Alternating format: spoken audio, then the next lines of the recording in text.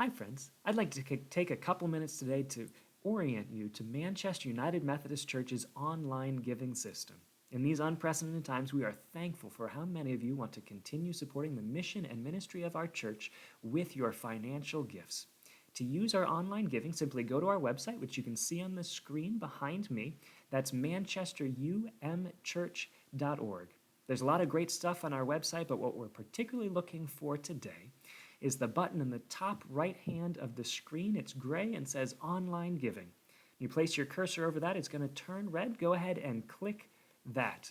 It'll take you right to our online giving system. As a side note, I'm doing all this on a computer. You can do it just as easily with a mobile phone or tablet, though some of the screens may be oriented a little differently at where things are. When you come to our online giving system, you see there's a couple of different things going on here. On the right-hand side is a place to log in. That might be of interest to you if you've used our online giving system before and created a password, so you can go in and see your past donations and you don't have to re-enter your personal information. If this is your first time here, you want to take a look here at the donation section. We start by sharing how much of a gift we'd like to make. You can see there's a number of different places you can direct that gift. I'm going to go ahead today and place a gift of $7 in the general fund. The general fund is the one that pays for all of the day-to-day expenses of the church and provides the budget for all of our various ministries and activities.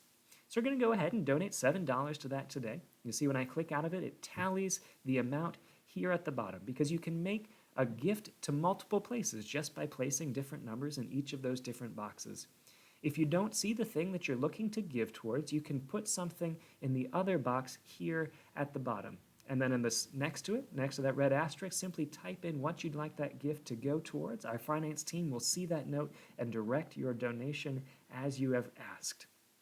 Once you put in how much of the gift you'd like to make, underneath that it has donation frequency with a drop down here. Go ahead and click that little arrow and it gives you a number of options. You can choose to make your gift just today, the amount that it says just at this one time. But you can also choose to have a recurring gift, either on a weekly, bi-weekly, monthly, or semi-monthly basis. This is a great option if you'd like to give a gift with some amount of frequency without having to come in and redo all of this every time you want to give that gift.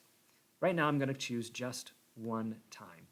Underneath that is a date. You can see I'm recording this on April 23rd, and so it's automatically inserted today's date in the donation start date.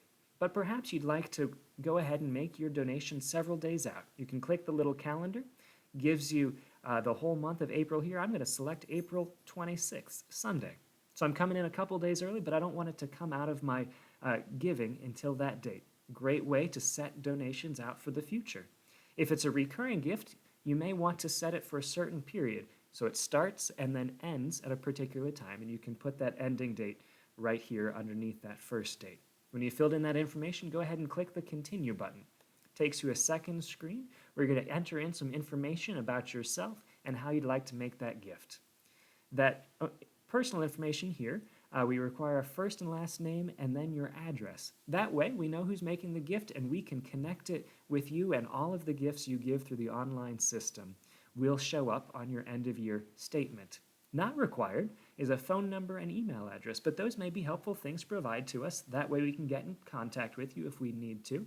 And if you provide an email address, the system will actually send you an automated receipt at the end of your transaction, so you have a record of the gift you just made. Underneath that is where you can select where you're giving from. One of those options is credit or debit card, and you provide all that information and it'll show up just like any other charge to your credit or debit card. You can also give using a checking or savings account. You simply hit the radio button next to that.